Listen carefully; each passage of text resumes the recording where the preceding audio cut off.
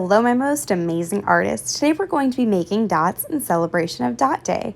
Now, you're going to have a white piece of paper where you're going to use a pencil to write your name and class code on the back. It's important to always write your name and class code on the back, and in this case, I'm writing it in the center. That way I don't have to worry about getting my name cut off later on. Now I'm going to flip my paper over, and I'm going to use a big circle tracer. Now, if you don't have a tracer, you could use a bowl, you could use a lid, or just freehand your circle. But if you're in class with me, then you can hold down that lid with one hand as you trace it with the other. Make sure you're holding it still and moving your hand around it. That way your circle doesn't get a little bit wobbly. So I'm holding it down on the place so that it shows the full circle and going around with my pencil, making sure I get every part of it before I remove it. After I have my circle, now I can start to talk about the materials that we'll be using today. Today, I'm going to be using some oil pastels. Oil pastels are like paint. They also blend together like paint, which is super cool, but they're also as messy as paint. So to help guide me today, I'm going to make a spiral starting from the middle of my paper and moving towards the edge of that dot. On that spiral, I'm going to start to color with the oil pastel. Now, I'm going to color in a weird way. I'm not trying to color in all my space. I'm trying to do a jagged zigzag line along that spiral. I'm moving in that zigzag motion round and round, following that spiral. So I'm chasing it all the way around, not giving up, making sure I'm leaving very little white space in between my up and down lines. It's almost like I'm a machine that just goes up and down, up and down, up and down. So think of your hand as a machine that's automatically going round and round that spiral. It's important not to give up on that zigzag motion.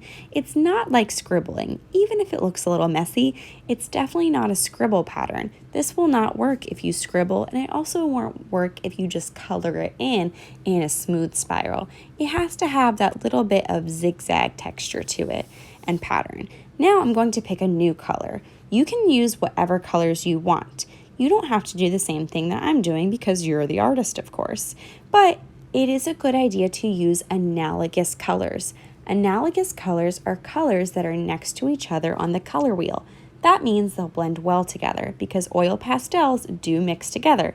If I used red and then used green, it would make brown in between the two colors. And I want to make sure that I'm using some really bright colors here, not trying to make brown in between all my tie-dye. So I'm chasing around my spiral, using that oil pastel to create that same zigzag pattern, but I'm chasing around on top of my last color. I can zigzag into that color just a little bit, especially because these are analogous colors, and I'm making sure they blend well together. Now I'm using a yellow to chase my orange, so I'm going in a rainbow order. That is a sure way to tell that your colors are analogous, but you could do cool colors, you could do warm colors. So far I've used warm colors here, red, orange, and yellow. Or you could create your own pattern as long as you know that which colors are going to mix well together. Now, looks like I don't have any room, but I still have some white space. So I'm going to try to fit in as many zigzags as I can, making sure that I fill in every little bit of white space, or mostly. I can even overlap with that pink. I can go over top of the red. This is going to probably be my last line that I can fit. I've tried to fit it in pretty tight, and I think that's all I can do for today. Now I'm going to use a white oil pastel to blend and really give that tie-dye effect.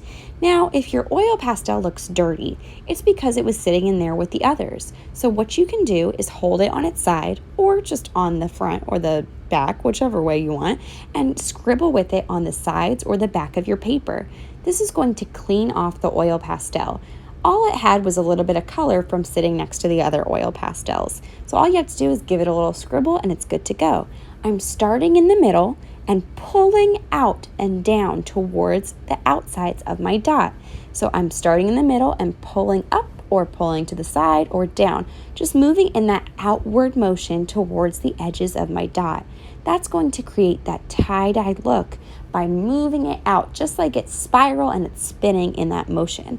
If it didn't quite work with the oil pastel, maybe you didn't press hard enough, you could even use your finger in that same motion, starting in the middle and pulling towards the edge.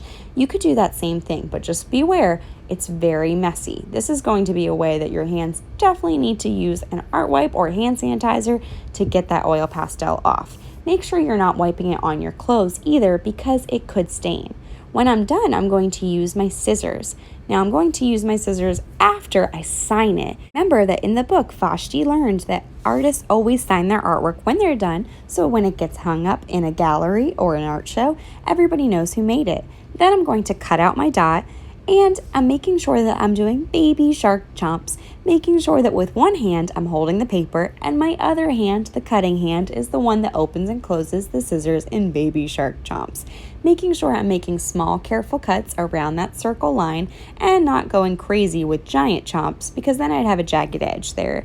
So doing my best to cut along that original line, crumple up my scrap papers or my trash, throw it away, and now I'm good to go and to clean up my area. Always leave your table better than you found it, or your studio space.